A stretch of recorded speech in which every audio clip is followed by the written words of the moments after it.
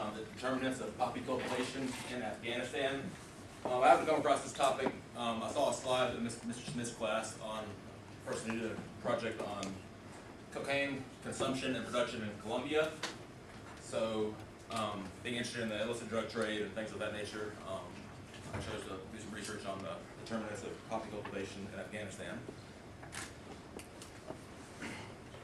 Why I wanted to do this, I wanted to determine which economic and political factors affect Afghanistan's production of poppy, since it produces a vast amount of poppy in the world, nearly 90% of the world's opium supply. And I figured the knowledge of these factors can help with policy and the eradication or minimization of opium and all that it can produce, such as heroin and the deadly opioids that hurt many of our cities and countries. Like I said, it produces heroin and also pharmaceuticals such as morphine along the entire opioid family. And I also asked myself, what are good substitutes for opium if the Afghan natives choose not to partake in that illicit trade. So as you see here, here's our annual opium production, starting with in 2003, which you see is the bottom left, and its continual rise as to where it's currently standing at 2008 in this figure. And the square box there is 1995 to 2001 was the Taliban controlled in Afghanistan. So kind of, and the U.S. controlled is after 2001.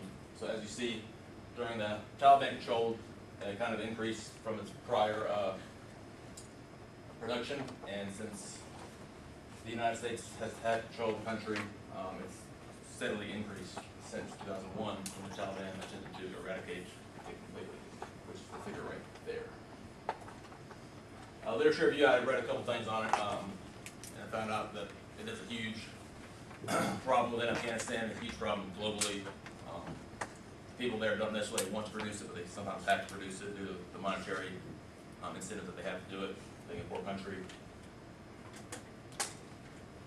And what I thought would be some good variables to use are national GDP. I would think that if the country had a greater national GDP, that they wouldn't be as prone to produce an illicit drugs such as opium, and they could produce other things that would be more beneficial to their country and others. I don't think that would have a negative impact on the opium production. Wheat imported, I chose because wheat is a valuable substitution for opium for Afghan natives as far as production crops.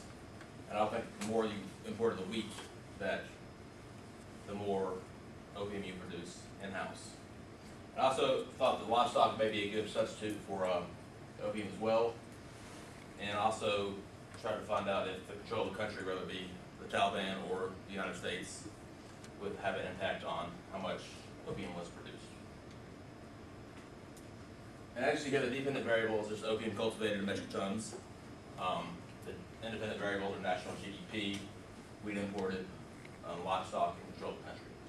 I got these from different sources, Trade Economics, and the UN Office of Drugs and Crime, and so forth. So the method I use is a simple multiple regression model. I have 35 observations that I used from the years 1980 to 2004. And there you see the model that I used, and the variables that I used to conduct that research.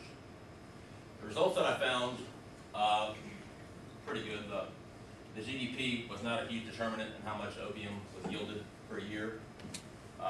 Wheat and flour imported was significant in the fact that the more that was produced internally on the opium, the more they had to import the wheat and flour, which shows me that it's a substitute for it. Livestock was not significant, such as cattle and cows, things like that. And the U.S. control from the Taliban, that did have a profound effect on the amount of opium produced. Since we took control, it has vastly increased the amount of opium that is being produced in Afghanistan. So in conclusion, the amount of wheat imported increased as domestic opium cultivation increases, which may think makes sense since they are close substitutes for one another. National GDP has little impact on opium cultivation. And since the U.S. invasion in 2001, cultivation has vastly increased and has risen to levels that it hasn't seen in multiple years. And efforts to diminish and eradicate the opium since our invasion have failed. And in fact, it's reinvigorated the Afghan natives to produce more opium since we've done that. So, thank you for listening.